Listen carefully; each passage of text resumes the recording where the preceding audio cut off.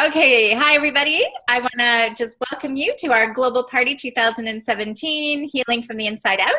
And we are so blessed to have Diane, Annie, Mathias here with us to talk about music as medicine. And you all have heard the phrase, music soothes the soul. Well, you're in for a real treat today because this is one experienced medicine woman over here with all the music that she has that she's going to share with us with her background. So how did you ever begin on this journey, Annie? Well, it actually kind of found me.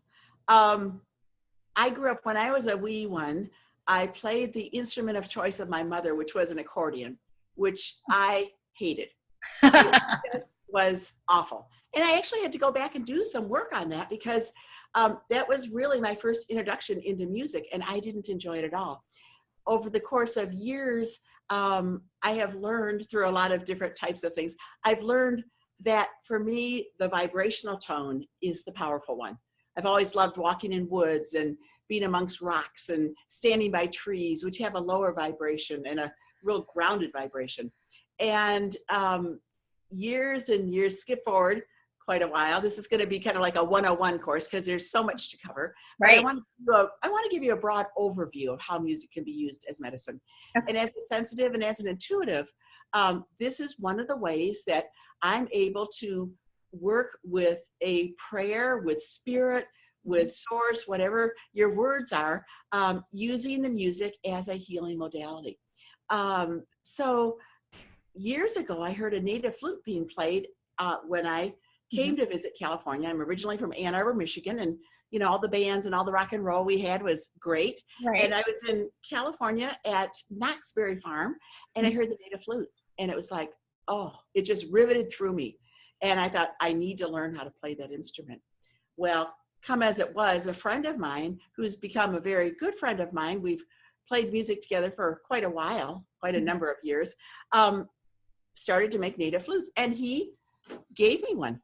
And the first one he gave me, it had all sorts of like little turquoise and some holes. And I said, this is wonderful how you did it. And he goes, those were my mistakes. I filled my mistakes in with turquoise. And I said, I hope you always make lots of mistakes and fill them in with turquoise. So eventually I began to learn how to play the native flute. And I should say native style flute.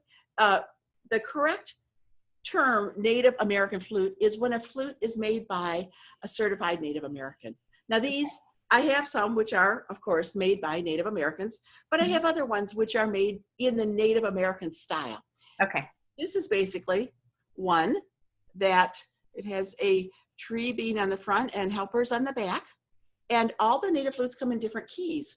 So the music that I do, it not only do you hear the music, but it also corresponds to different chakras, because our chakra systems are based on different notes. Right. So this is a B, and the B flute actually would be your crown chakra.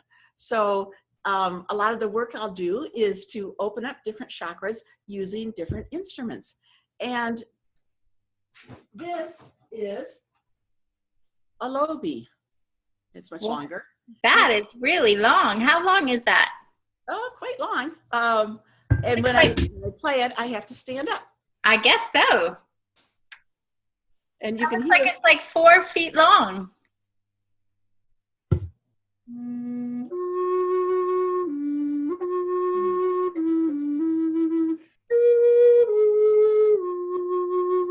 as compared to a B, which is a higher octave. Mm-hmm.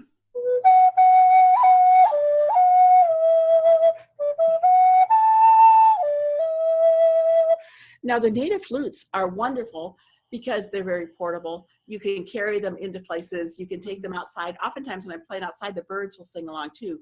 So not only is this a medicine for human beings, it's also an earth medicine, because it's not atypical to be playing out in the redwoods and all of a sudden the trees start to sway. Wow. And so you have a connection with all of earth, which is so, so important. The subtle energies, oftentimes that which we miss, is as important, I believe, as some of the major, oh my gosh, that's miraculous. Right. I think that everything is a miracle. And if we have eyes to look into that, we can see. Mm-hmm. Now, let me tell you just really quickly, I worked at a cancer center at a hospital for a number of years. And I taught my cancer patients as well as the bereaved to learn to play the flute. And it's a language all unto itself. All of music is its own language.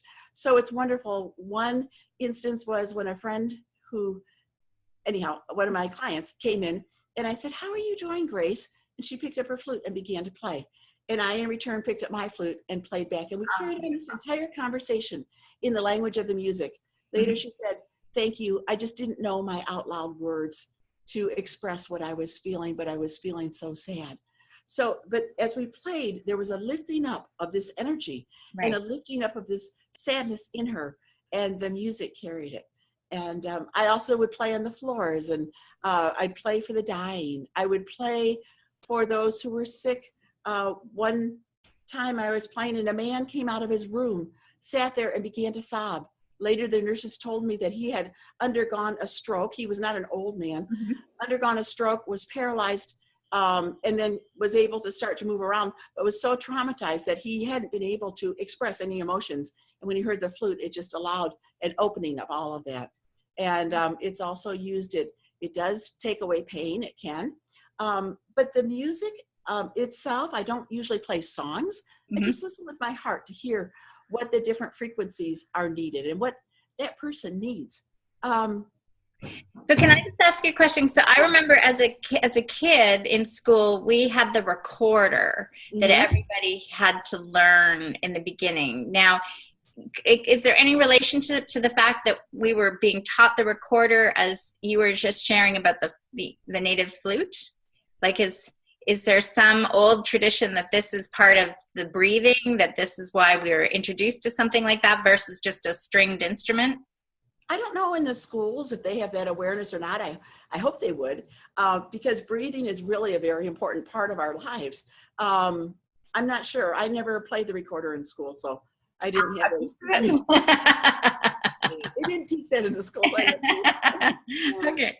One of the things that I want to talk about the instruments that I play too is the people who make them. This is, can you see it? It's got turquoise in it and horsehair. This is actually a old grove redwood flute that was made from fence posts that had been, a tree had been struck by lightning, caught on fire. The people saved the heart of the redwood and made it into fence posts a long, long time ago. Myself and my son-in-law dug these up out of the ground, and my friend made me a flute. This is the flute I use mostly for ceremony because there is such a depth and an ancient wisdom in this flute from the old grove redwoods. The instruments that I do play are made by people who make instruments for healing. They're not mass produced, and I think that's really important. Another instrument that I have that I make are these udu drums. You make those? This is I haven't made them in about 4 years, but this is one of my larger ones. But the reason I'm showing this is because when you play it, people who had lung cancer would love these because they could hug them, and when they played it, the vibration would go through their lungs. Yeah, I can feel that just now all the way over here. It just right to my lungs. Yep. Yeah. And then another instrument that I play is the didgeridoo. And these are made by a friend who lives in the desert. So these are yucca didgeridoos. They are not eucalyptus Australia didgeridoos. Okay. They're the version that we have here in the desert because these grow, they're harvested, and then they're hollowed out and made. And the didgeridoo is a powerful instrument. You use circular breathing when you play, which means you're breathing in your nose and out your mouth at the same time. That's how you're able to keep that long sound going. And then there's all sorts of different sounds that you create by your breath. And the didgeridoo, we use it in sound work because the vibration is so powerful. And I'll do what I call didging people. They'll, maybe somebody lying down on the table, or somebody will be, maybe I'll have a room full of people just lying down on the floor for a meditation. And I'll go around and I will play the didgeridoo over them, and they can feel the vibration in their body. And it's a wonderful and powerful thing. I'll play this. See, I told you were in for a treat, everybody.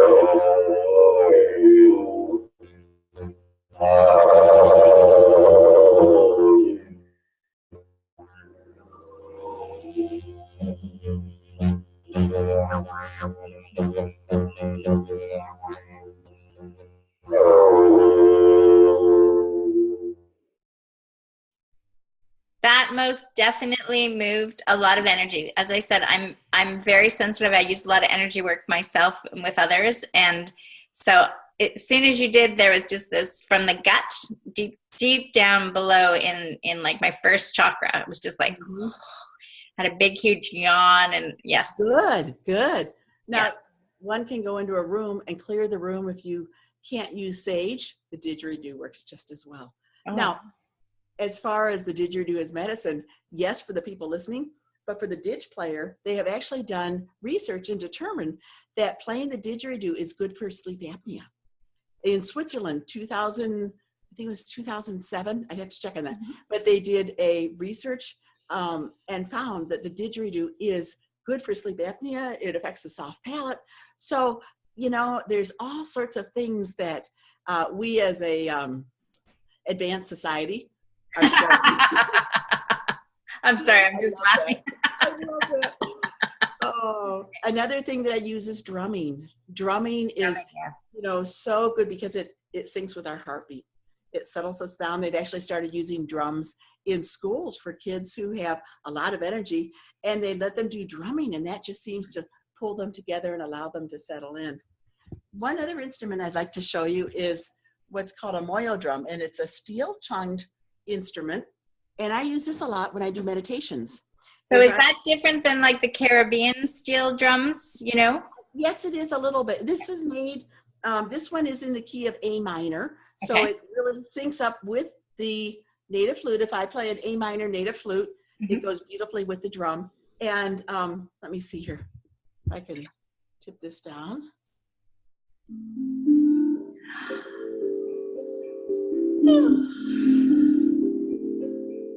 Now, if I was going to do a guided meditation, I might say, now we are going to go to a new land.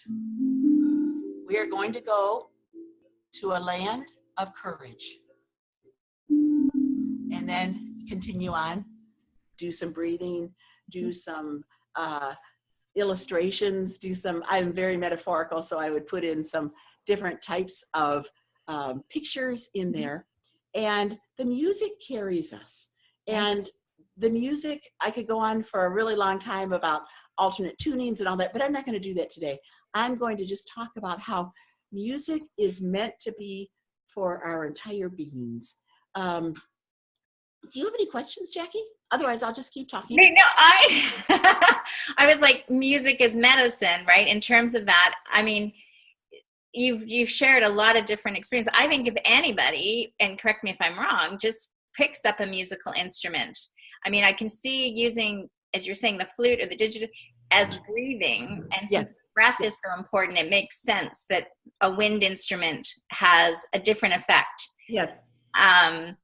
But just being in the vibration of music, I know that maybe the songs I used to like to listen to in my teenage years, they would not be songs I listen to anymore because they just feel sort of intense. Yes. In that same way.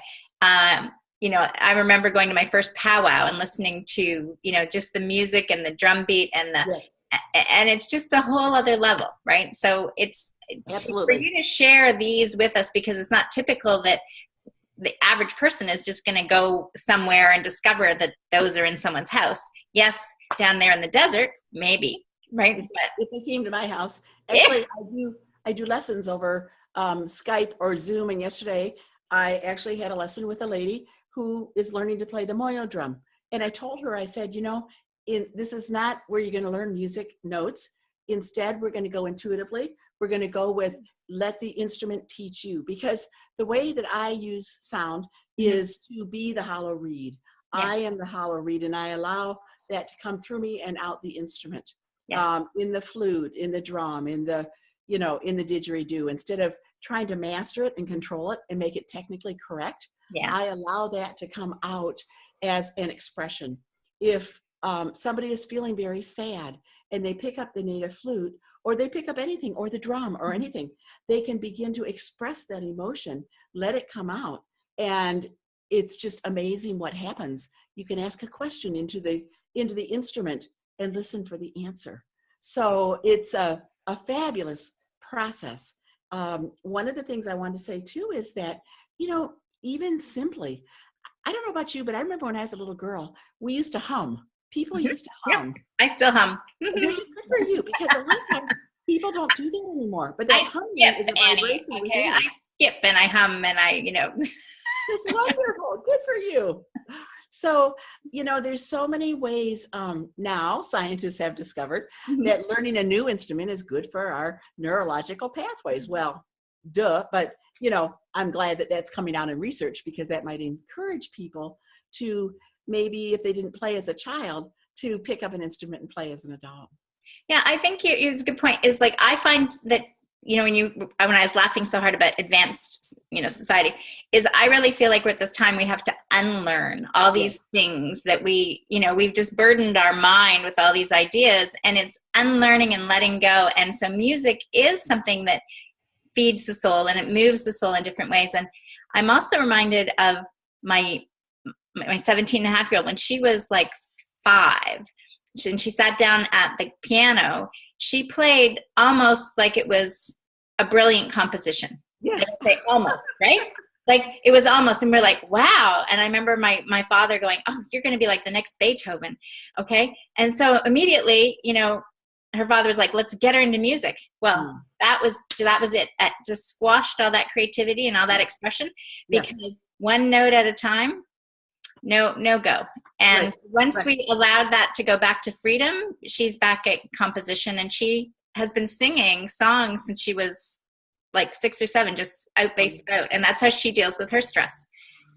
That's wonderful. A lot of my students, for the native flute, even, because the native flute is relatively at a beginning level, it's an easy instrument to play. You don't have to read music. There's like 6 holes and you breathe. And now, of course, it can get much more difficult, but it can also be entered into in an easy way. But many of my students are like, I can't play music. I'm not a musician. I can't do this. I can't do that, because they've been so programmed all their life and told that they were tone deaf, or they couldn't do this, or they couldn't do that. And so it's a matter of going back, even with simple chanting or simple voice. A lot of times what I'll have people do is I'll just have them say a syllable. Oh. Now, I'm not a great singer, but I'm also, that doesn't matter. That's not what this is about. And if we can begin to release some of those old paradigms and those old conditionings and just allow ourselves to enter into a new space of freedom, that's really good in our bodies. New freedom is what exactly. So you mentioned about giving a lesson over Skype. So where would you like people to contact you? Because I can see now, I can feel, they're going, oh, that would be great, but you're way over there in Palm Springs and I'm over there in Turkey. So how do they get a hold of you? Is there a place where I can just put I can put my email address? We'll just put it down on the link. You wanted them to email you directly? Because do you have a Facebook page that they want to go to? Facebook page, yep. Okay. Or they can do it in, what is that, Facebook messaging? Right. Yeah. As a matter of fact, I taught a man who lived in Korea. I taught him how to play the moyo drum for months. And I would get on my computer at 11 o'clock at night because it was daytime there. Right. Yeah. But with the technology we have today, it's delightful. There's no reason why people from all over the world. As a matter of fact, I've jammed with different people from all over the world at the same time. And that's really fun. So you mean so you would play yours and I would play mine. And what about the sound effect through the computer? Sometimes it's not so great, but you don't care because you're doing it together. Yes, because you're doing it. And sometimes you get a delay. If somebody's internet isn't that great, you get a delay. But, to be in the community amongst other people of like-minded and at the same heart that's just such a delight. That is such a joy.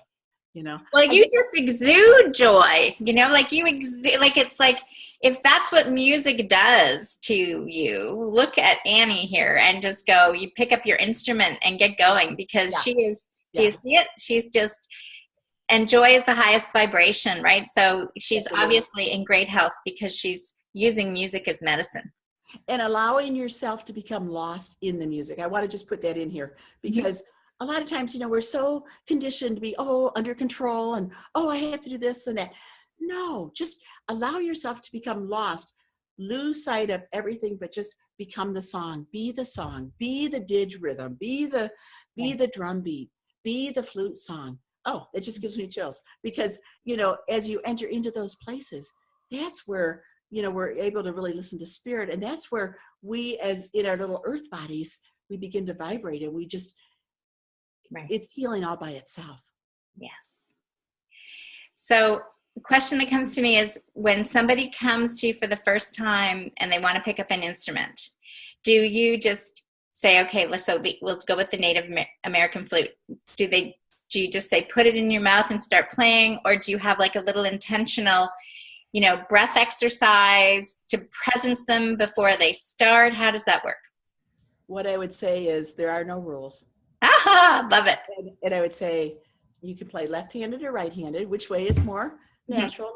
Now I happen to have a steel pin in this hand, so I play left-handed even though I'm right-handed. Okay. And then I say, put your fingers down. I just show them how to hold the flute, and I have them do the simple scale up and down. Mm-hmm. And when there's no rules, you can take as much time to learn that as you want to. And then I tell them, this flute, you need to have a relationship with your flute. It needs to become a part of you, and you need to become a part of it, because really this flute is going to teach you all sorts of wonderful things. And that's where I start. And then we just play the scale, and then bit by bit, just depending on who they are, what types of things they want to be doing with it. Some people, they just want to play, they want to sit outside, sit on a hillside under the tree and play and have the birds sing along with them. Other people want to use it for a meditation. Some people, so it just depends on what they want to do. If they want to play with other people playing the native flute or with other instruments, I'll teach them that. I'll teach them how to, listen to make sure that they go together. But really, even if they don't go together and you're not all, wanting everything to be pitch perfect, that's a wonderful way to be. Well, see, the great thing about technology is there may be 0 people in your neighborhood or your community that are, wanting to do this, but you can be connected here with Annie. That's the beautiful thing, that we're all in one world. So the other thing that comes to my mind is that where do they get it, right? So say I want to do a Native, is there a place to go online? Do you sell them? How do you even get a Native American flute? There's lots of places for the Native American flutes, but I tell people, please don't buy a flute out of a barrel somewhere, because some of them are well made and others of them are very difficult to play. These Moyo drums, my friends actually make them, and I sell them, or I can help you buy which one you want, or but my friends who make them, we just work together. But they, my friend Rick and Linda, Rick is a master instrument maker. He actually dreams about the instruments before they're made. Wow. And they bless them before they go out. So, but basically what I would do is I would find out what key resonates with you. Because how do you find that out? It's really important. This lady I taught yesterday, she had a C, and a C is your solar plexus, and that is safety, independence, all sorts of things. And so she chose a C drum because in her life, that is the resounding tone that she needs right now. So that's another really important thing, is to find out what frequency, what vibration. So how would you do that, because I think working with you could figure that out, but could somebody know how to find their note or their frequency on their own? They can listen, and which one calls them. Which one feels that calls them, and that's the note, and that's okay. That's right. Have you ever heard something and you go, oh, I love that? Yeah. Or seeing a color and you go, oh, yeah. Well, it's calling you. You just have to trust yourself and listen. I'm called all the time then, because it's just like I'm in awe of how wonderful the world is. It's wonderful. That is wonderful, because you've unlearned all that other stuff, Yeah. And so you're just an open expression of wonder. I love that. Wow. So you've recorded some pieces that are also accessible on YouTube, right? Because people can find you there. The Wonder Path on YouTube. That's my station. And I have native flute played with poetry. I have some didge pieces. I also do other types of things too. I'm a writer, and I teach writing. And I'm also an artist, and I do ceramics. and other types of art. So I'm just one of these people who does a lot of different types of things. And instead of trying to choose one at this point in my life, it's just like, okay, here I am, you know. So I gave up that idea that you can only do one thing, which our society has taught for so long. And it's kind of like, no, I'm not going to do that. I'm going to just be me, and I'll move into the places as needed. So when you heard me, there's a didgeridoo piece that I recently put out when I'm from the United States, and when the United States did not join the Paris climate group, I was brokenhearted. And that night, I was texting with a friend, and she was just feeling the same way. So I said, I'm going to go outside and play with the trees in my backyard and the flowers. And my dog came and joined it. But I played a didge piece, and I said it sounded more like a didge dirge. But I wanted to just express what was going on in my heart. And when I was done, I released that. Yeah. So you can find that on YouTube also. And you know, with respect to that, it's a beautiful way to say music can release, because there is so much conversation out there in the world and the media that can distract you from the essence of the truth. And the truth is that we are naturally aligned, and to be vibrating in this wonderful space of joy. And this is where all this healing can occur. So, and you know, the didgeridoo also, I had an experience years ago where I had a kidney stone, and before I went to sleep, it wasn't one where I was crawling on the floor, but it was very painful. Before I went to sleep, I thought, what do I need to do in order to heal this? And I had a dream of my friend who also plays the didgeridoo, playing the didgeridoo over my body. And so I called him up in the morning. I said, could you come over and play the didge over me to release this kidney stone? Well, he did, and I was able to pass it. So, you know, there's all sorts of stories like that too, but that I could go into. But I think it's just important to usher in that whole attitude that the sound frequency and vibration is so much a part of us that we need to reclaim that. Yeah, and that's like a good basis, as we said, for Music is Medicine 101. 102, we can get into frequencies and how maybe there's been some misuse of frequencies over the time, et cetera, and things like there's 103, 104. It all depends on what station you're tuning into. But right now you're on Music is Medicine 101. Yes, that's right. And I have crystal bowls that I play also. And, you know, the crystal bowls, they show me by which ones want to be played. I know that sounds kind of strange maybe for some people, but I can listen and know which ones to play. And usually the people just, you know, they're able to go into an altered state. But when they wake up, or when they, you know, when I'm done, it's always like, oh my gosh. And, you know, sometimes they'll go back and they'll have memories, or they'll see colors, or their bodies will be, you know, the sound will go to different parts of their body that needs to be touched. So it just goes on and on and on. That is so beautiful. I told you guys you were in for a treat, and this is just fabulous representation of that you have the ability to have a flute. It's not very big, right? It's not very big. It's portable. It can go with you. Even if you're traveling the world, it can go in your knapsack, and you have music with you at every moment versus just those earbuds in the ears. That's right. You could even pick up sticks and play on a stone or a tree stump. You know, I mean, music is everywhere. I do like to pretend I'm a drummer sometimes.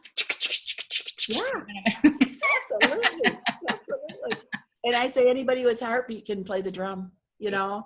And if people out there think I'm not musically inclined, yes, you are. You just haven't heard it in the proper way. Yeah, they just have to let go first of that idea and open up to stepping into that possibility of what is true for them. And if they want to play music, they can play music. Absolutely. And they'll notice a huge difference in their life. Even singing, I know with my children, we would sing songs and we'd make up all these funny, hilarious songs. Now they, with their children, they always sing. And it's just good in community too for singing. I mean, that creates healthy community and healthy interaction. So on and on and on. It is on and on and on and on again. So we're going to have to come back for another time with 102. We could probably do a whole series, okay, on music medicine. And you can stay tuned for that one.